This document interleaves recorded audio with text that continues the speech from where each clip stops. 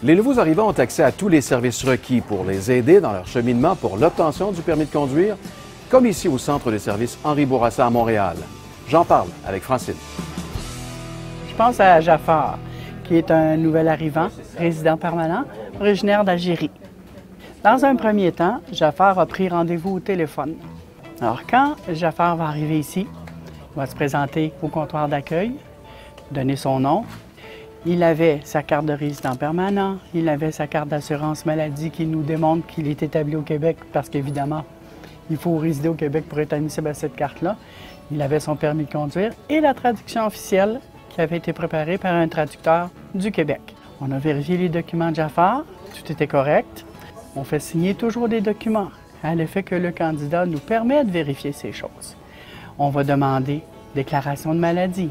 Est-ce qu'il porte des lunettes pour conduire? Est-ce qu'il a des problèmes de santé? Quand tout est correct, on a vérifié les pièces, c'est accepté.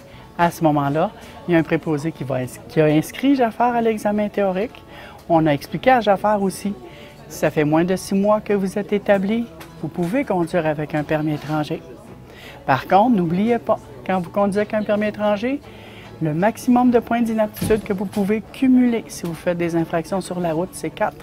Tolérance à l'alcool, c'est 0, jusqu'à ce que vous obteniez le permis du Québec. Quand l'examen théorique a été réussi, il n'y a pas de délai d'apprentissage, étant donné qu'on l'a exempté. Alors, dès qu'il y avait un rendez-vous qui était disponible pour l'examen sur la route, Jafar a pu le faire. Ce qu'on a retenu, par contre, Jafar avait demandé à faire l'examen en langue arabe. Il a eu accès, étant donné que ça faisait moins que 3 ans qu'il était ici. Et voilà, alors Jafar est reparti heureux avec un permis du Québec. Pour en savoir plus sur l'accessibilité et tous les services offerts, rendez-vous sur le site Internet de la Société de l'assurance automobile du Québec.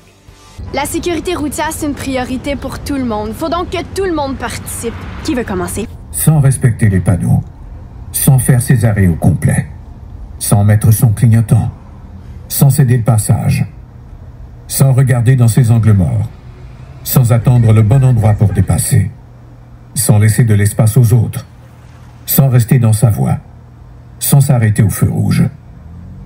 Ça fait beaucoup de sang sur la route. Pour éviter ça, sur la route, on se conduit bien. Un message de la Société de l'assurance automobile du Québec. La sécurité routière, faut que tout le monde embarque. J'embarque! J'embarque! J'embarque! J'embarque! J'embarque!